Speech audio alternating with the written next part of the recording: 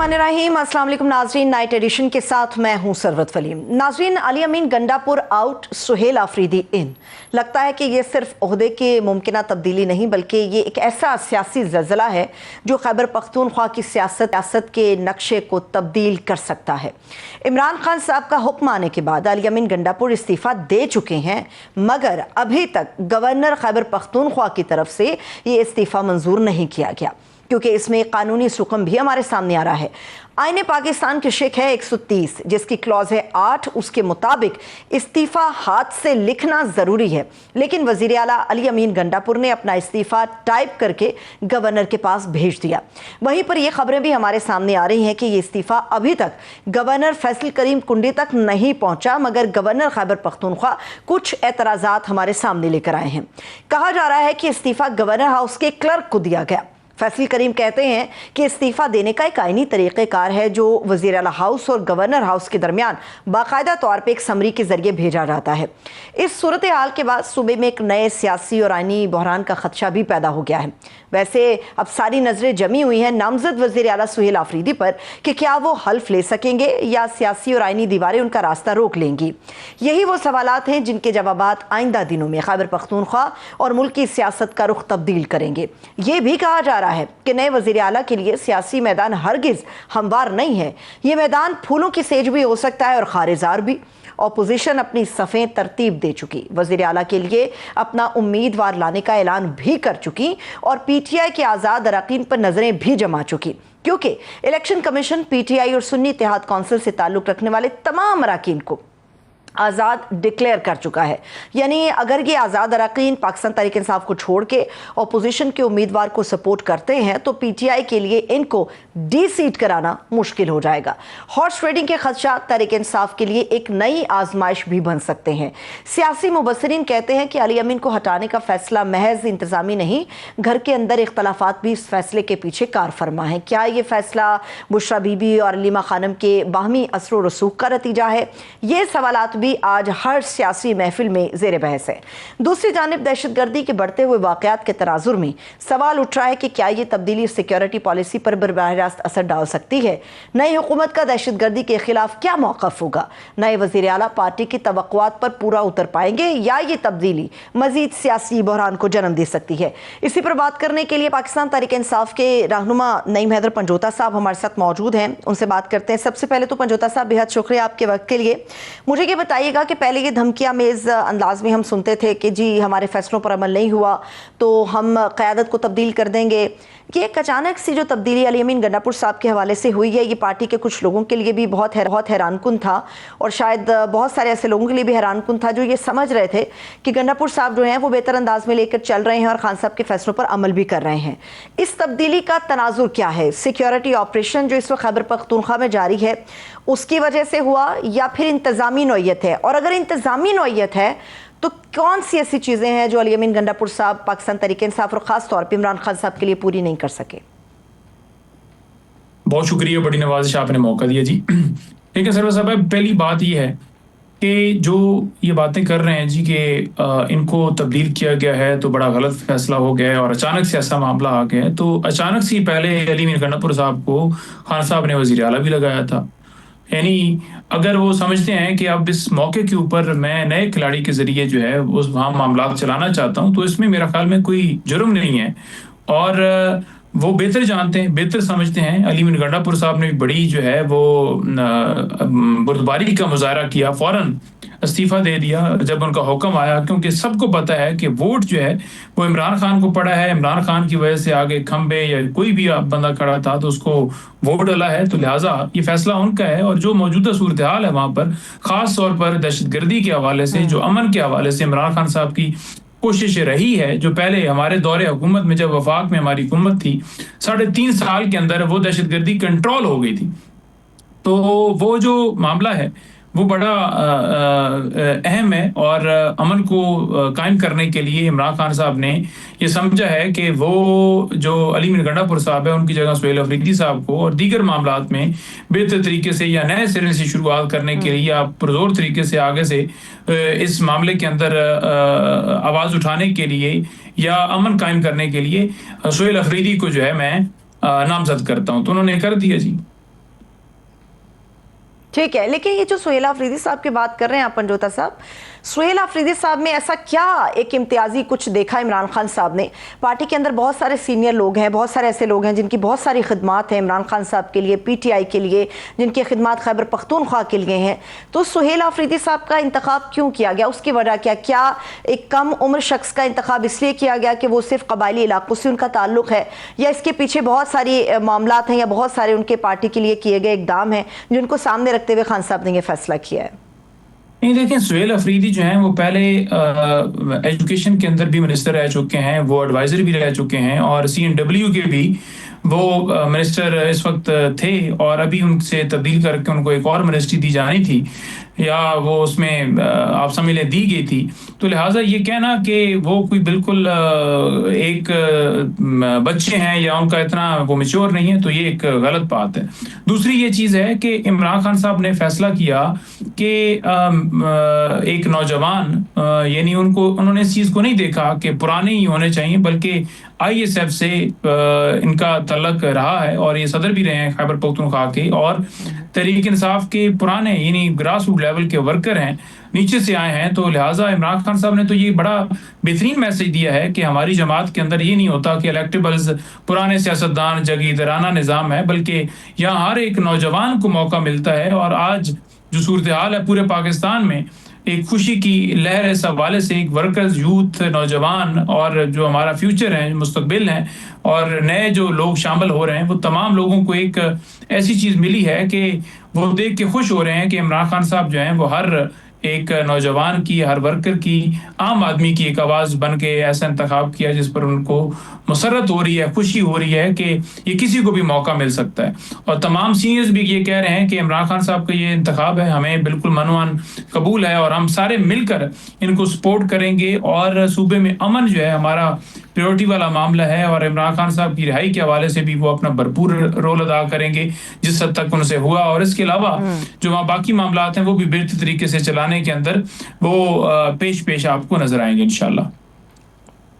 ٹھیک ہے، یہ بات آپ بالکل درست کر رہے ہیں پنجوتا صاحب، لیکن شیخ وقاص اکرم صاحب کا بھی میں سٹیٹمنٹ دیکھ رہی تھی جس دن یہ فیصلہ ہمارے سامنے آیا کہ علی امین گنڈا پور صاحب کو ہٹانے کا فیصلہ ہوا ہے اور سہیل آفریدی صاحب کو خان صاحب نے ان کا انتخاب کیا ہے. لیکن ایک رائے یہ بھی آ رہی ہے کہ عمران خان صاحب جمہوریت کو بہت پروموٹ کرتے ہیں، اور جمہوری رویہ یہ ہوتا ہے کہ کسی بھی شخص کے انتخاب کے لیے باقاعدہ ایک مشاورت کا پہلو سامنے رکھا جاتا ہے، کچھ ووٹنگ کا پہلو سامنے رکھا جاتا ہے. اسے یک طرفہ فیصلہ گردان کے اس کے اوپر کچھ تنقید بھی آ رہی ہے. نہیں، کسی کی طرف سے تنقید کوئی نہیں ہے جی. تنقید صرف آئی ہے تو جو خاص طور پر لوگ چھوڑے گئے ہیں کہ اس کی جو تقرری ہے وہ ٹھیک نہیں ہے، اس کا انتخاب ٹھیک نہیں کیا گیا، کیونکہ عمران خان صاحب کی جو پالیسی ہے، جو 20 سال سے وہ کہہ رہے ہیں کہ خیبر پختونخوا کے اندر امن آئے، پاکستان میں امن آئے، بلوچستان میں امن آئے، ہر جگہ پر امن ہو. اور وہ امن آ سکتا ہے جب آپ کی پالیسی ایسی ہو، ایسی دوستانہ پالیسی ہو، مشاورت کے ذریعے بیٹھ کے مسئلے کا حل نکالا جائے، جیسے کہ 3.5 سال کے اندر نکالا گیا، اور دہشت گردی کنٹرول ہوگی، ڈرون رک گئے تھے، اٹیک نہیں ہو رہے تھے. تو دوبارہ غلط پالیسی جو وفاق کی ہے وہ ٹھیک نہیں ہے.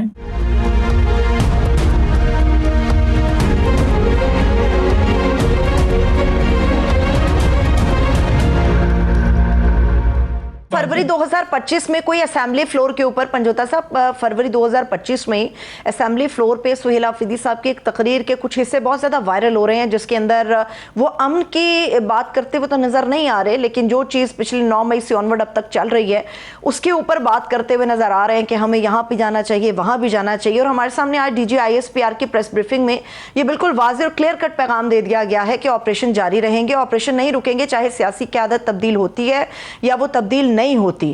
تو اس کے اوپر آپ لوگ کس طرح سے جائیں گے؟ حالانکہ یہاں پہ زخموں کو مندمل کرنے کی ضرورت ہے، لیکن یہاں تو ریزسٹنس ایسا لگتا ہے سہیل صاحب کے نومینیٹ ہونے کے بعد ریزسٹنس زیادہ ہوتی ہوئی نظر آ رہی ہے ہمیں. دیکھیں، معاملہ یہ ضرورت کہ آپ اگر دیکھیں نا تو امریکہ نے جب یہ معاہدہ پیش کیا تھا، حالانکہ اس پہ فلسطین نے انڈورسمنٹ نہیں کی تھی، اس سے پہلے ہی یہاں سے انڈورسمنٹ ہو گئی تھی پاکستان سے، اور دھمالیں ماری جا رہی تھیں. ہم تو چاہ رہے ہیں کہ امن قائم ہو، اور امن کے لیے ضروری تھا کہ وہاں پہلے فلسطین بات کرتا اور اس کے بعد ہماری طرف سے موقف آتا، لیکن وہاں بھی پہل کر کے اور یہ اس پہ نیریٹو بنایا گیا کہ بالکل جی زبردست یہ جو ہے وہ کام ہوا ہے اور ہم تو ان سے پہلے ہی اس پہ انڈورس کرتے ہیں. اب آپ دیکھ لیں کہ وہاں امن کے ذریعے معاملہ حل ہونے کی طرف بڑھ رہا ہے. ٹھیک ہے جی کہ امن معاہدہ ہوا ہے اور اس کے اندر پیش رفت آگے ہوگی, اور وہاں بھی ہم یہی چاہ رہے ہیں نا کہ بات چیت سے معاملات حل ہوں اور اسرائیل جو ہے وہ واپس جائے اور ان کو ان کا حق ملے. تو یہاں بھی ہم یہ کہہ رہے ہیں اگر وہاں پالیسی ہماری یہ ہے کہ وہاں بات چیت سے معاملہ حل ہو رہا ہے تو پاکستان کے اندر ایسی پالیسی کیوں نہیں ہے؟ اگر ایسی پالیسی اپنائی گئی ہے اور اس پہ فائدہ ہوا ہے تو اب کیوں نہیں وہ فائدہ لیا جا رہا ہے؟ اور عمران خان کے دور سے پہلے اگر دہشت گردی تھی اور اس میں ختم ہوئی ہے تو کیا وجہ ہوئی ختم ہوئی؟ اگر پالیسی عمران خان کی غلط ہے تو پھر بتائیں نا, اس کی ریزن دیں. جب آپ کے پاس جواب نہ ہو تو پھر آپ کو یہی چاہیے کہ وہ سابق وزیر اعظم جو آج جیلی کیسز کے اندر اڈیالہ جیل کے اندر پابند سلاسل ہیں, ان کی جو تجویز ہے, ان کی جو رائے ہے, جو ان کی حکمت عملی ہے, اس کو آپ بھی اپنائیں. ٹھیک ہے, لیکن اب یہاں پہ جب ہم سہیل آفریدی صاحب کی بات کرتے ہیں پنجوتا صاحب, وہاں پہ مشکل یہ بھی آتی ہے کہ وہ اس وقت قانونی حکم ہمارے سامنے لے کر آ جاتے ہیں. اب سمجھ نہیں آتا گنڈا پور صاحب کو ہم نے ایکس سی ایم کہنا ہے یا پھر ہم نے موجودہ سہیل آفریدی صاحب کو موجودہ سی ایم کہنا. اس کی وجہ یہ ہے کہ جو آئین کے شک 130 کی کلوز 8 کا حوالہ گورنر صاحب دے رہے ہیں, کنڈی صاحب دے رہے ہیں, وہ میرے نزدیک یا میری تشریح کے مطابق تو ہمیں پتہ ہے کہ وہ صوبائی حکومت کے ڈھانچے کو سامنے رکھتے ہوئے مد نظر رکھتے ہوئے ترتیب دی گئی ہے. اگر آپ اس کی تشریح کر دیں گے دیکھنے والوں کے لیے تو میرا سوال کرنا زیادہ آسان ہو جائے گا. دیکھیں, جو گورنر صاحب آگے سے موقف لے رہے ہیں جی کہ مجھے سمری جو ہے وہ اس کی صورت میں نہیں آیا یا میرے تک نہیں پہنچا, تو آئین کا آرٹیکل بڑا واضح ہے اس حوالے سے کہ جب ایک چیف منسٹر جو ہے وہ استعفیٰ دیتا ہے تو اس کے جو ہے استعفے کو اس کی ریسیونگ جو ہے جب ہو جاتی ہے تو وہ سمجھا جاتا ہے کہ استعفیٰ قبول ہو گیا. کیونکہ دیکھیں اس میں گورنر کا رول نہیں ہے, یہاں عوام نے مینڈیٹ دیا ہے تحریک انصاف کو, ایم پی ایز ہیں, ان کی میجورٹی ہے اور انہوں نے آگے جا کر چیف منسٹر بنایا, گورنر نہیں بنایا. گورنر آئین کے مطابق اس حوالے سے کوئی اس کی ثوابدید نہیں ہے کہ وہ وزیر اعلیٰ کے استعفے کو ریجیکٹ کرے, اور آئین کے اندر بھی یہ نہیں لکھا ہوا کہ وہ ریجیکٹ کر سکتا ہے. اب دوسری بات یہ ہے کہ ان کا دل ہے کہ کسی طریقے سے معاملات کو اور لٹکایا جائے, کوئی ایمرجنسی والی صورتحال دیکھی جائے, تو ایمرجنسی نہیں لگ سکتی, نہ لگا سکتے ہیں, یہ بڑا ظلم ہوگا. پہلے ہی صوبہ اس صورتحال سے اس میں گزر رہا ہے یا اس کے اندر وہ متاثر ہے, اس کی عوام متاثر ہے.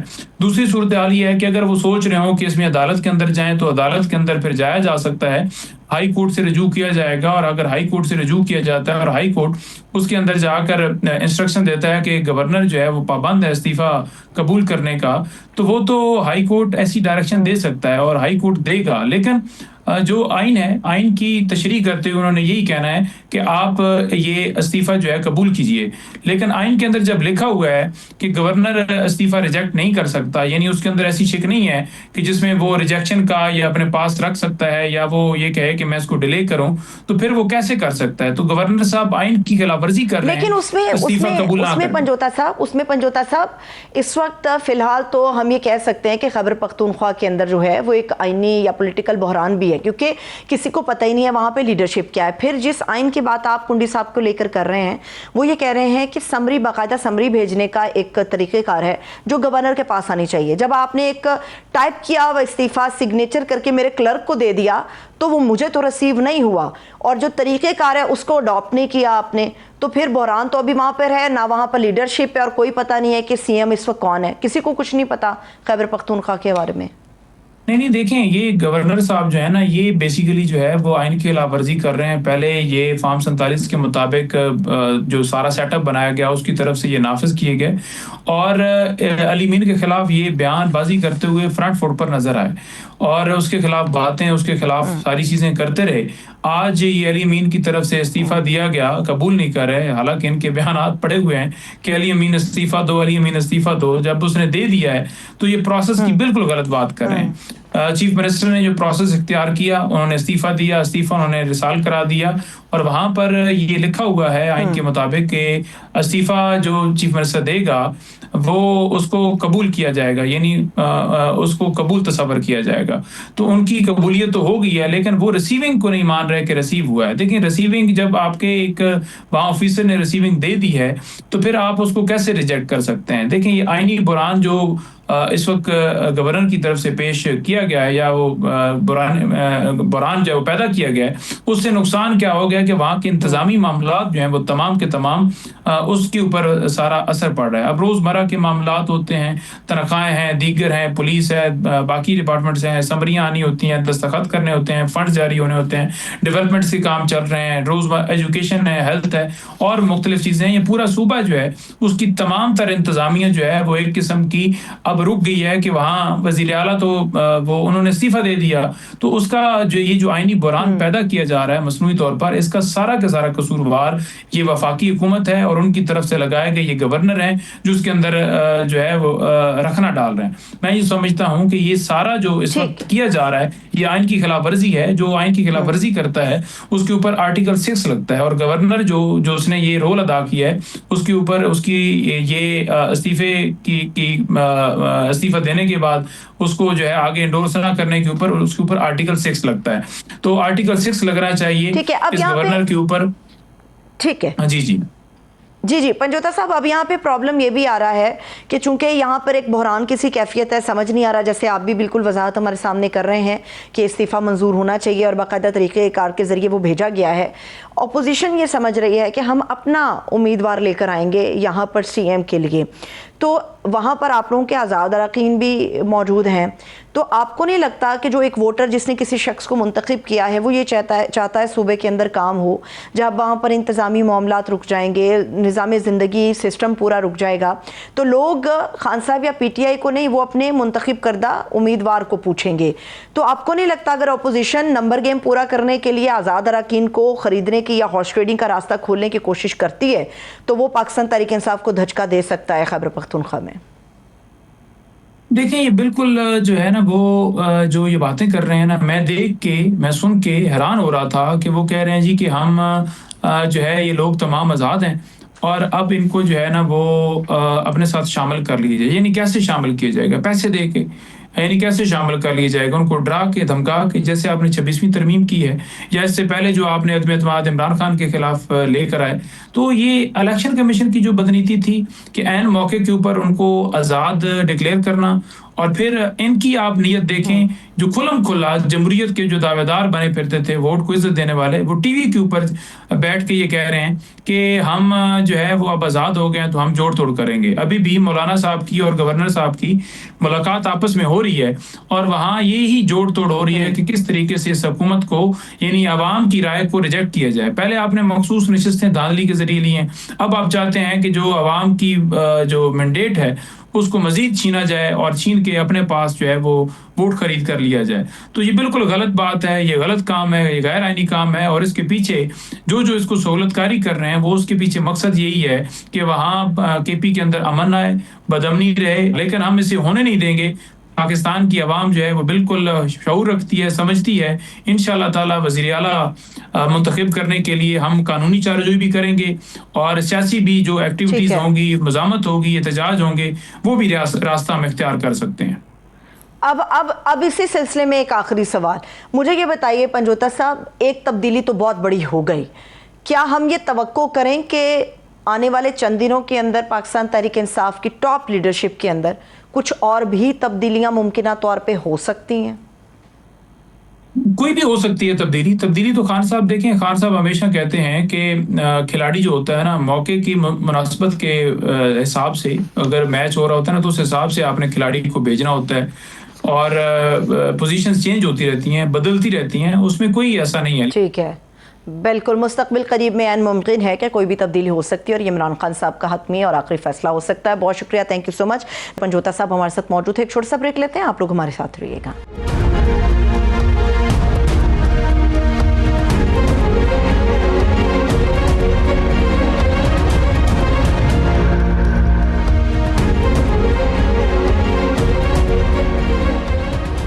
بریک کے بعد ایک مرتبہ پھر سے خوش آمدید کہیں گے. ناظرین, پاکستان ایک بار پھر دہشت گردی کی ایک منظم لہر کا سامنا کر رہا ہے. گزشتہ چند مہینوں میں خیبر پختونخوا, بلوچستان اور قبائلی علاقوں میں دہشت گردانہ حملوں میں خطرناک طور پر اضافہ دیکھنے میں آیا. یہ کوئی اتفاق نہیں بلکہ سوچے سمجھے منصوبے کے تحت کیے جانے والا ایک گھناؤنا کھیل ہے. ترجمان پاک فوج لیفٹیننٹ جنرل احمد شریف چودھری نے اپنی پریس کانفرنس میں یہ بیان کیا کہ 2024 کے بعد صرف خیبر پختونخوا میں 14 14,535 ऑपरेशंस किए गए, यानी कि रोजाना की बुनियाद पर 40 इंटेलिजेंस बेस्ड ऑपरेशन। तर्जुमान ने मजीद भी कहा कि गुज़श्ता 10 सालों के मुकाबले में इस एक साल में मारे जाने वाले खारजी दहशतगर्दों की तादाद सबसे ज्यादा है। लेकिन सवाल यह है कि अगर इतनी बड़ी सतह पर ऑपरेशन हो रहे हैं तो दहशतगर्दी कम होने की बजाय मजीद इजाफा क्यों इसमें देखने में आ रहा है। DGIS बयान ने यह भी वाजे किया कि बदकिस्मती से खैबर पख्तूनख्वा में सोचे समझे मंसूबे के तहत दहशतगर्दों को एक जगह फराहम की गई। उन्होंने दो टोक अंदाज में यह भी बयान किया कि जैसे तय हुआ था वैसे नेशनल एक्शन प्लान पर मुकम्मल तौर पर अमल नहीं हो रहा। आज की जो उनकी प्रेस कॉन्फ्रेंस थी उसका बुनियादी पैगाम बहुत ही वाजे था कि दहशतगर्दी के खात्मे के लिए सिर्फ बयानात नहीं, सियासी जमातों को अमली इक़दामात की भी जरूरत है। दहशतगर्दों के खिलाफ जंग सिर्फ पाक फौज नहीं बल्कि पूरी रियासत और कौम को मिलकर लड़ना होगी। और सबसे बढ़कर दहशतगर्दी का ये जो मामला है इस पर सियासत बंद होना चाहिए। दहशतगर्दी के इशू को लेकर पाकिस्तान एक मसले पर यह भी है कि यहाँ पर पॉलिटिकल पोलराइजेशन बहुत ज्यादा है। बात सियासी और मजहबी आज के उनके ख्याल में ये कहना है कि दहशतगर्दी का तनाज़े का हल मुज़ाकरात से निकाला जाए। यही बात बानी PTI इमरान खान भी करते हैं और कहते हैं कि इसी बुनियाद पर अली अमीन गंडापुर को हटाकर KP में नया वजीर आला लाया जा रहा है ताकि वो सूबाई हुकूमत का नुक्ता नज़र विफाक को बेहतर अंदाज में समझा सके। हमें सूबाई हुकूमत और विफाक की पॉलिसी में गैप भी फिलहाल नजर आता है। सवाल यह है कि अब पाकिस्तान इस जंग को किस तरह से जीतेगा। क्या अब हर जगह पर ऑपरेशंस होंगे या कोई जामे सियासी और अस्करी हिकमत अमली भी तरतीब दी जाएगी। ये सवाल इसलिए भी अहम है कि भारत एक बार फिर अफगानिस्तान में अपने पांव जमाने के मिशन पर है। आजकल अफगान वजीर खारजा अमीर खान मुत्तकी भारत के दौरे पर है, जहां पर भारत ने काबुल में भारतीय मिशन को सिफारत खाने में तब्दील करने का ऐलान किया है। क्या ये अफगानिस्तान में भारत के बढ़ते हुए असर रसूख का इशारा नहीं है? इस वक्त इन्हीं मामलात पर बात करने के लिए दिफाई तजियाकार ब्रिगेडियर रिटायर्ड मसूद अहमद खान साहब हमारे साथ मौजूद हैं, उनको वेलकम करेंगे। ब्रिगेडियर साहब बहुत शुक्रिया आपके वक्त के लिए। सबसे पहले तो ब्रिगेडियर साहब आज जो DGIS PR साहब की तरफ से एक प्रेस ब्रीफिंग दी गई और उसके अंदर बहुत सारी चीज़ों को हमारे सामने पब्लिक के सामने पाकिस्तानी अवाम के सामने रखा गया, उसमें हमारे लिए बहुत ही ख़तरनाक एक चीज़ ये थी कि दहशतगर्दी के खिलाफ जो 14,000 से ज़्यादा ऑपरेशन हो चुके हैं, अलमिया ये है कि दहशतगर्दी अभी तक ख़त्म नहीं हो रही, बावजूद इसके कि पूरा जोर लगाया जा रहा है। तो सुकम कहाँ पर है, कहाँ पर ऐसे मसाइल है कि दहशतगर्दी को कंट्रोल करना या मुकम्मल तौर पे ख़त्म करना जो है वो फिलहाल मुश्किल नज़र आ रहा है? बहुत चीजें हैं। One is the epic centre है अफगानिस्तान। जब तक वहाँ पे ये शेल्टर्स रहेंगे, सेफ हेवन्स वहाँ पे हैं, रिक्रूटमेंट है, फंडिंग हो रही है, वेपन्स इक्विपमेंट है और वहाँ से प्रॉक्सीज के तौर पे लोग उसको इनको यूज कर रहे हैं। अफगान तालिबान भी एज ए लेवरेज के तौर पर अगेंस्ट ये दहशतगर्दों को यूज कर रहे हैं। और सेकंड, पाकिस्तान के अंदर से गवर्नेंस के इश्यूज हैं जो स्पेशली जहाँ हम कहते हैं कि काउंटर टेररिज्म में जो responsibility rest with this provincial authorities के साथ है, वहाँ पे कैपेसिटी के इश्यूज हैं। आप तैयार नहीं है कि काउंटर करने के लिए, जिस तरह हम CTD की बात करते हैं, पुलिस की बात करते हैं या लेवरेज की सूरत हाल हो, तो वो भी हमारे तैयार नहीं है। फिर ऊपर से पाकिस्तान के अंदर जो एरिया से खैबर पख्तूनख्वा है या बलोचिस्तान है, फैसिलिटेटर्स की बात उन्होंने की है। फिर एक नेक्सस से पॉलिटिकल और वेस्टेड इंटरेस्ट के साथ, फिर टेररिस्ट के साथ एक लिंक बनता है। सो बहुत सारी ये वजूहात बनती है, लेकिन मेरा मानना है जो मेजर जो भी एपिक सेंटर है वो अफगानिस्तान है। अनलेस उसको हम एलिमिनेट फाइनली डिसमेंटल नहीं होते हैं, ये दहशतगर्दी की कार्रवाइयाँ जारी रहेंगी। और उसके लिए भी है तो प्रोएक्टिवली जो गवर्नमेंट ऑफ पाकिस्तान कर रही है वो कर रही है, और मैसेज हम उनको दे भी रहे हैं कि हम क्या कुछ कर सकते हैं। बिल्कुल सर, ये जो आपने बात की है कि ये कार्रवाइयाँ जारी रहेंगी, बिल्कुल ये बात दुरुस्त है कि जब तक एक आखिरी खारजी को भी ख़त्म नहीं कर दिया जाता, दहशतगर्दी का किला कमा नहीं कर दिया जाता, ये कार्रवाइयाँ जारी रहेंगी। इस वक्त जो हमारे सामने आदात व शुमार आए थे उनमें सबसे ज़्यादा का ताल्लुक खैबर पख्तूनख्वा से था, लेकिन आप भी जानते हैं ब्रिगेडियर साहब के एक रेजिस्टेंस का एलिमेंट हमें नज़र आता है। आप पब्लिक को एक साइड पर कर दीजिए तो KPK के अंदर जो सिविलियन लीडरशिप है वहाँ से और हमारी जो अस्करी लीडरशिप है वहाँ से, इन दोनों तरफ से हमें एक रेजिस्टेंस आपस में इस ऑपरेशन के ऊपर नजर आती है। आपको नहीं लगता कि दरमियान का कोई रास्ता सिविलियन और अस्करी क़यादत के दरमियान ऐसा होना चाहिए या हो सकता है मुमकिन तौर पे, जिससे बेहतर नताइज बरामद हो सके, ना कि एक इख्तलाफ की फिजा हमें नजर आए? देखें कि जो सूबे हैं वो सेंटर के मातहत हैं और डिसीजन मेकिंग है प्राइम मिनिस्टर का, चीफ एग्जीक्यूटिव, उन्होंने फैसले करने हैं। कोई सुबह अपनी मनमानी में कोई फैसला नहीं कर सकता, कोई ऐसा फैसला नहीं कर सकता है कि यहाँ पे ऑपरेशन नहीं होगा। स्टेट विद इन स्टेट तो हो ही नहीं सकती है।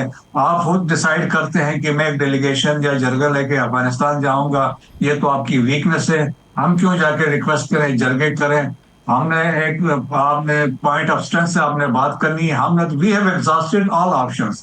और फिर देखें कि जब आप कहते हैं कि हमने बातचीत करनी, बातचीत किससे करनी है आपने? आज देखें डीजीएसपी वेरी कैटेगोरिकली ही सेड कि उन लोगों से आप बात करना चाहते हैं जिन्होंने सर काटे और उनसे फुटबॉल खेलते रहे, और जो एपीएस के मैसेकर में हमले में इन्वॉल्व थे, जो बाचा खान यूनिवर्सिटी पे हमले में शामिल थे, या एल्सवेयर जो धमाके हो रहे हैं, सुसाइड अटैक्स हुए हैं, या मसाजिद में इमाम बारगाहों में हुए, तो उन लोगों से आप बातचीत करेंगे? कैसे बातचीत होगी? जब बातचीत के लिए यहाँ से जयत उलमा का एक पूरा वफद यहाँ से गया, उनके स्कूल ऑफ थॉट के लोग थे, उनकी बात उन्होंने नहीं मानी, तो आप क्या समझते जरगा चलेगा? आपको मैं बताऊं, औरंगजेब एजेंसी में 2008 में एक बहुत बड़ा जरगा हुआ जिसमें तमाम मलिक और मशर जमा थे। वहां पे सुसाइड अटैक करवाया गया और 83 मलिक्स और मशर्स के वहां पे शहादत हुई थी। आप उनसे बात करना चाहते हैं तो मेरा ख्याल में ये आपकी वीकनेस होगी। और देखिए यही तो वो चाहते हैं। सो देयरफॉर देखिए फील्ड मार्शल ने बड़ी कैटेगोरिक कहा है कि हमारी अफगान पॉलिसी बड़ी क्लियर है, हमने क्या करना है। हमने स्टेटस को आज डीजीएसपीआर ने भी वाजे किया, दिल में नो स्टेटस को, और कोई अपॉलॉजीज नहीं होंगी, कोई चीजें हम इग्नोर नहीं करेंगे। हमने एक बात करनी है, डट के बात करनी है, और ऐसे हार्ड स्टेट के तौर पे बात करनी है। और देखिए हमने इम्प्लीमेंट भी किया, आपने वन डॉक्यूमेंट रेजिम इम्प्लीमेंट किया है। आप इलीगल अफगान्स को, डॉक्यूमेंटेड को भी आप यहाँ से भिजवा रहे हैं। स्मगलिंग पे आपने क्रैक डाउन किया है, इलीगल स्पेक्ट्रम को आप चेक कर रहे हैं, काउंटर कर रहे हैं। तो वो तो सारी चीजें हैं। अफगानिस्तान तो यही तो आपकी वीकनेस से फायदा उठा रहा है। पिछली तमाम गवर्नमेंट जो कह रहे थे यार छोड़ दो, बातचीत करते हैं, एक्सटेंड कर दो, तो इस दफा ऐसा नहीं होगा। और जब हमारे सामने इंडिया ने ठहर सकता है तो मेरा ख्याल किसी और की इतनी जरूरत नहीं होनी चाहिए। और आप देखें ना कि हम पिछले 78 साल से we are looking after Afghanistan. Afghanistan is totally dependent हम पे है। अफगान ट्रांजिट ट्रेड हमारे थ्रू हो रही है। और देखें कि हर किस्म की हम इनको मदद, डिप्लोमेटिकली इंटरनेशनल फोरम्स पे हम इनको सपोर्ट कर रहे हैं। और अफगान रेफ्यूजीज को we hosted them for almost no 50 year. और फिर देखिए we spend billions of dollars उनके ऊपर खर्चा हमने किया, उनको ट्रेन किया। देखें कि एक वक्त में अफगान पार्लियामेंट में पिछली दफा 22 ऐसे पार्लियामेंटेरियंस थे जो अफगान रेफ्यूजी कैंप में पैदा हुए थे, यहाँ पाकिस्तान में। अफगानिस्तान की क्रिकेट टीम यहाँ पे बनी है।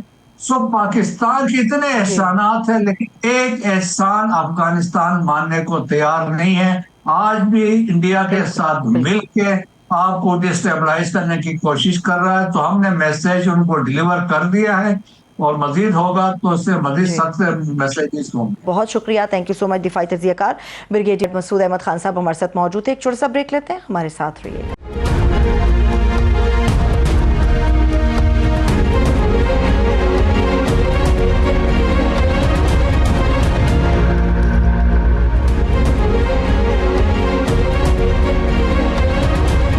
ब्रेक के बाद एक मरतबा फिर से खुश आमदीद कहेंगे। पाकिस्तान और तुर्किया के ताल्लुकात कोई आज के नहीं बल्कि अशरों पुराने बरादराना रिश्तों की एक मजबूत बुनियाद रखते हैं। इन्हीं तारीखी, मजहबी और सकाफती रिश्तों के तसलसल में 9 रुकनी तुर्की वफ्द इन दिनों पाकिस्तान के दौरे पर है। ये वफ्द गुज़श्ता रोज़ पार्लियामेंट हाउस और शाहराह दस्तूर पर पहुंचा, जहां पर उन्हें पाकिस्तान के पार्लिमानी निज़ाम, कानून साजी के अमल और ऐवान वाला के किरदार से मुतालिक तफसीली तौर पर ब्रीफ किया गया। इस वफ्द में सदर तैयब उर्दगान के करीबी साथी इस्माइल हक तुरुंच भी शामिल हैं, जो हमेशा तुर्किया और इस्लामी दुनिया के दरमियान एक मजबूत राब्ते के लिए पुल का किरदार अदा करते रहे हैं। उनका ये दौरा महज रस्मी नहीं बल्कि इसका मकसद पाकिस्तान और तुर्किया के दरमियान सियासी, सिफारती, सकाफती और इक़्तिसादी ताउन को नई बुलंदियों तक लेकर जाना है। अगर हम तुर्किया और पाकिस्तान की बात करें तो दोनों ममालिक का विजन एक दूसरे से हम आहंग है, चाहे बात इस्लामी इत्तेहाद की हो, मिडल ईस्ट में ताउन की, या फिर सरमायाकारी के मौक़ों की। तुर्किया ترکیہ اور پاکستان ایک دوسرے کو خطے میں ایک اہم شراکت دار کے طور پر دیکھتے ہیں. ایسے میں سوال اٹھ رہا ہے کہ ترکیہ جس ترقیاتی ماڈل کو لے کر آگے بڑھ رہا ہے اس سے پاکستان کو کیسے مستفید ہونا پڑے گا, اور ان دونوں ممالک کے اندر جو سرمایہ کاری ہے اس سمیت مقامی کرنسی میں تجارت کے کتنے روشن امکانات موجود ہیں. دونوں ممالک میں کلچرل ڈپلومیسی کے ذریعے اپنے عوام کو مزید قریب لانے کے لیے ابھی کیا کام ہونا باقی ہے اور اس میں مزید بہتری کس طرح سے لائی جا سکتی ہے. ایک اور بڑی اہم چیز ہے وہ غازہ کے حوالے سے ہے, جہاں پر امن اور مڈل ایسٹ کو لے کر اسلامی ممالک میں جو اتحاد ہمیں نظر آیا, کیا اس کو مزید وسعت دینے کی ضرورت ہے؟ کیا سعودی عرب کی طرز پر ترکیہ کے ساتھ بھی پاکستان کا دفاعی جو معاہدہ ہے وہ ممکن ہو سکتا ہے؟ اس پر بات کرنے کے لیے اسٹوڈیوز میں ہمارے معزز مہمان موجود ہیں. صدر ہیں یہ 15 جولائی ایسوسی ایشن ترکیہ کے اسماعیل حق ترنج, ہم ان کو ویلکم کرتے ہیں. First of all thank you so much for joining us here 9th edition and believe me we are very happy that you are here in Pakistan. First of all please tell me کہ ترکی نے جو پچھلی 2 دہائیوں سے بڑی تیزی کے ساتھ ترقی کی, اور خاص طور پہ جب پاکستان ترکی کی طرف اپنے دوست اپنے برادرانہ ملک کی طرف دیکھتا ہے تو ہم بڑے رشک کی نگاہ سے ان کو دیکھتے ہیں کہ اتنی تیزی کے ساتھ انہوں نے ترقی کی ہے. اس ترقی کے پیچھے در حقیقت راز کیا تھا؟ kolektif bir çalışma. Öncelikle سب سے آپ کو شکریہ ادا کرنا چاہتا ہوں کہ میں یہاں سے آیا ہوں اور سب لوگوں کی محبت اور وہاں کا سلام آپ سب لوگوں کو دینا چاہتا ہوں. میں پچھلے 50 سال سے جو صدر ہیں طیب اردوان ان کے سیاست میں ان کا شریک ہوں. کوئی بھی چیز اگر آپ چاہے وہ پرائیویٹ سیکٹر ہو یا اسٹیٹ لیول پہ ہو, اگر آپ اس کو آئیڈیل وے میں کرنا چاہتے ہیں اور اگر آپ کی نیت صاف ہے تو وہ آپ اللہ تعالیٰ کے حکم سے اس کو سکسیزفلی کر لیتے ہیں. سب سے بڑی وجہ یہ ہے کہ جو صدر ہیں انہوں نے اپنے سامنے یہ جو ایک آئیڈیلزم اپنے سامنے رکھا اور یہ ایک مقصد سامنے رکھا کہ وہ جتنے بھی جو مظلوم ہیں ان سب لوگوں کا خیال کرنا ہے, اور اس کے اکارڈنگ انہوں نے اپنے سارے سٹیپس لیے, اور یہی ان کی ایک مین کامیابی کی وجہ ہے. میں نے کبھی صدر کو میں تھک گیا ہوں کہتے ہوئے نہیں سنا, اور بلکہ ان کے ساتھ جو لوگ کام کر رہے ہوتے تھے اگر وہ انہیں کہہ دیتے تھے کہ میں تھک گیا ہوں تو وہ ان کو بہت زیادہ ناراض ہوتے تھے. جو کام اللہ کے لیے کرتے ہیں وہ اس سے اچھا کام میں تو اس راہ میں تھک گیا ہوں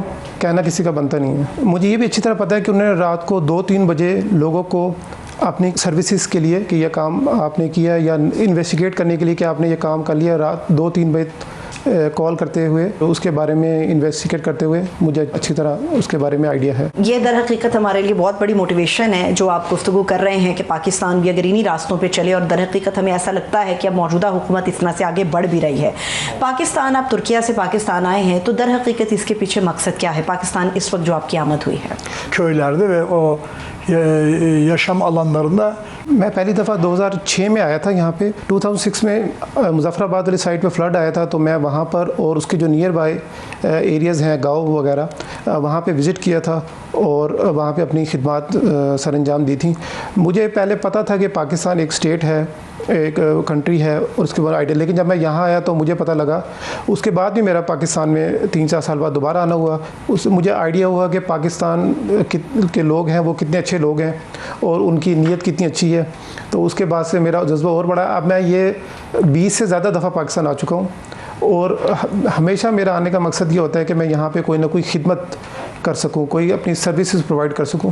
ہمیشہ اس مقصد کے لیے آیا, جب بھی آتا ہوں کوئی نہ کوئی اپنی سروس کی نیت سے آتا ہوں یا خدمت کی نیت سے آتا ہوں اور وہ یہاں پہ پرووائڈ کرتا ہوں. میں منصیرہ, لاہور اور بھی مختلف شہروں میں وزٹ کر چکا ہوں اسی لیے سے. لیکن یہ ہمارے لیے بڑی خوش قسمتی کی بات ہے کہ آپ پاکستان آتے ہیں, پاکستان کی عوام کو پسند کرتے ہیں, پاکستان کو پسند کرتے ہیں. اگر پاکستان اور ترکیہ کے تعلقات کی ہم بات کرتے ہیں, موجودہ حالات میں یہ تعلقات آسمان کی بلندیوں کو چھو رہے ہیں, لیکن اس وقت پاکستان دیکھ رہا ہے کہ کون کون سے ملک پاکستان میں آئیں گے, اور خاص طور پہ جو ہماری ایس ایم ایز ہیں, ہمارے جو خصوصی اقتصادی زونز ہیں, ان میں آ کے سرمایہ کاری کریں گے. کہیں پر کسی سطح پر ترکیہ گورنمنٹ اس چیز کے اوپر دیکھ رہی ہے کہ جو پاکستان کے خصوصی اقتصادی زونز ہیں اس میں بھی سرمایہ کاری کی جائے؟ کیا کوئی ایسا ارادہ مستقبل کے قریب میں آپ رکھتے ہیں؟ Yatırım yapmak. میری بھی سوچ یہی ہے کہ اس کو اسٹیٹ لیول پہ اس کو ڈسکس کرنا چاہیے کہ یہاں پہ کس طرح انویسٹمنٹس ہو اور ہمارے joints venture who in terms of investment. لیکن اس کے لیے یہ ہے کہ دونوں طرف سے کوئی نہ کوئی انویٹیشن ضرور موصول ہونی چاہیے. مطلب اگر کوئی انویٹیشن نہیں دے گا تو کوئی بھی بزنس مین اسٹیپ فارورڈ نہیں ہوگا, آگے قدم نہیں بڑھائے گا اپنا انویسٹمنٹ کے لیے. اور وہ ہر اس کی پیسوں کی کوئی باؤنڈری نہیں ہے, اور اس کی کوئی لمٹ نہیں ہے. تو ہر بندہ چاہتا ہے کہ وہ آگے انویسٹ کرے, اور اس میں دونوں کا فائدہ ہے کہ جو جہاں پہ انویسٹمنٹ ہوگی وہاں کے لوگوں کو فائدہ ہے, اور جو انویسٹر ہوگا اس کے لیے بھی فائدہ ہے. تو یہ دونوں طرف سے فائدہ ہے, اور لیکن یہ ہے کہ اس کے لیے انویٹیشن ہونا ضروری ہے اور انیشیٹو لینا ضروری ہے. ماضی قریب کے اندر ہم نے دیکھا تھا کہ جب چائنا اور روس نے آپس میں ایک تجارت کو فروغ دیا, ایک فورم اپنا ڈیولپ کیا, تو ان کی جو بیسک پریفرنس تھی وہ یہ تھی کہ ڈالر کے مقابلے میں جو ان کی مقامی کرنسی ہے اس کو وہ سپورٹ کریں اور اس کے ذریعے ہی ٹریڈ کریں. اگر پاکستان اور ترکی کے درمیان کچھ اس طرح مستقبل قریب میں ہونے کے امکانات پیدا ہوتے ہیں, تو کیا آپ لوگوں کی طرف یہ سوچ ہے کہ دونوں ممالک کو براہ راست اپنی کرنسی کے اندر تجارت کرنی چاہیے؟ Bu biraz zor olur. Tekrar ifade ediyorum. میں تقریباً 109 کنٹریز وزٹ کر چکا ہوں, اور میں نے وہاں سب جگہ ٹرکش بزنس مین کو پایا ہے. تو میں نے ایون منگولیا سے بھی بزنس مین کو دیکھا ہے, جو منگولیا میں بھی ٹرکش بزنس مین کو دیکھا ہے. تو اگر ٹرکش بزنس مین کو انویٹیشن دی جائے گی تو وہ بجائے کسی اور کنٹری جانے کے پاکستان کو پریفر کریں گے کہ یہاں پہ ایک ہمارا برادرلی ریلیشن شپ ہے, اور بلکہ ان کو یہاں پہ کام کرنے میں ان کو خوشی اور فخر محسوس ہوگا. ٹھیک, لیکن ابھی جب آپ ترکیہ کی اور پاکستان کے تعلق کی بات کرتے ہیں تو حال ہی میں پاکستان نے سفارتی فضا پہ ایک بہت بڑی کامیابی حاصل کی ہے. وہ ہمارا پاکستان کا سعودیہ کے ساتھ ایک دفاعی معاہدہ ہونا ہے, جس میں ہماری گورنمنٹ یہ واضح کر چکی ہے کہ اگر دیگر اسلامی ممالک اس کا حصہ بننا چاہیں گے تو ڈیفینیٹلی اس کے اوپر غور کیا جائے گا. کیا آپ کی حکومت کے اندر ایسی کوئی سوچ پائی جاتی ہے کہ اس معاہدے کے ہمیں اندر شامل ہونا چاہیے؟ اور دوسرا یہ کہ کیا آپ یہ سمجھتے ہیں کہ پاکستان, ترکیہ اور دیگر مسلم ممالک کو ملا کر ایک دفاعی فورم ایک ساتھ ہونا چاہیے اور اس کے اندر اپنا کوئی کردار بھی ادا کرنا چاہیے؟ İnsanlarla biz kardeşiz. Dolayısıyla kardeşlik yalnızca صرف پاکستان نہیں بلکہ پاکستان اور سعودی عربستان تمام مسلمان ممالک کو ایسے ایگریمنٹ صرف اس میں نہیں, دفاعی تعاون نہیں, بلکہ تعلیمی شعبے میں, تجارت میں, ٹیکنالوجی میں, ملٹری میں, ان سب شعبوں میں, ہر شعبے میں جو ہمارا دن کے جتنے بھی ہماری امپورٹنٹ چیزیں ہیں اس میں تو وہ ہونا چاہیے, تعاون ہونا چاہیے, ہمارا کوارڈینیشن ہونا چاہیے. اس کے علاوہ مطلب غزہ میں جتنے لوگ شہید ہوئے ہیں, اگر ہم اس میں یہ ایک اچھی چیز ہے کہ ہم اس پہ ایک پیج پہ آئے ہیں. اس میں اگر ہم اس میں اپنے پہلے سب اکٹھے ہو جاتے ہیں تو اتنے لوگ مطلب یہاں پہ جتنے 80,000 لوگ شہید ہوئے ہیں اور جتنے لوگ شہید ہوئے, جانوں کا نقصان ہوا ہے, تو وہ نہ ہوتا. تو وہ کہہ رہا ہے ہمارا جو ہم برادر ممالک ہیں, یہ صرف اس طرح الفاظ میں نہیں ہونا چاہیے بلکہ اس کے ریئل امپلیمنٹیشن ہونی چاہیے, اس کو پریکٹیکل ہونا چاہیے اور ہمارا ہر شعبے میں تعاون ہونا چاہیے. ٹھیک ہے, اب آپ کی موجودگی کا فائدہ اٹھاتے ہوئے ایک آخری سوال آپ کے سامنے.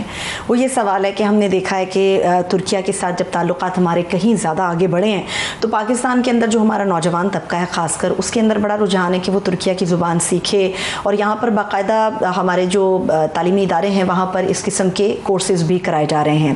اگر صرف آپ کی بات کریں تو مستقبل قریب میں کیا آپ بھی اردو سیکھنے کا ارادہ رکھتے ہیں؟ inancımız aynı ama birbirimize anlaşacak. بالکل ایسے, کیونکہ ہمارا بلیو ایک ہے اور ہمارا دل بھی ایک ہے, لیکن ہم کسی اور فورن لینگویج کا سہارا لینے میں مجبور ہوتے ہیں جب آپس میں بات چیت کرنی ہوتی ہے. تو کہتے ہیں کہ یہ مطلب میری بالکل خواہش ہے کہ ہماری زبان جو ہے اپنی زبان میں ہمیں بات چیت بالکل کرنی چاہیے. صحیح. ترکیہ میں پاکستان کے لیے ایک محبت ہے, بھائی چارہ ہے, اور ہمیں یہ یقین بھی ہے اور امید بھی ہے کہ وقت گزرنے کے ساتھ یہ رشتہ پاکستان اور ترکیہ کا مزید مضبوط ہوگا. بہت بہت شکریہ, تھینک یو سو مچ آپ کے وقت کے لیے. اسماعیل حقی ترنج صاحب ہمارے ساتھ موجود تھے. اس کے ساتھ ہی مجھے اجازت دیجیے, اپنا خیال رکھیے, خدا حافظ.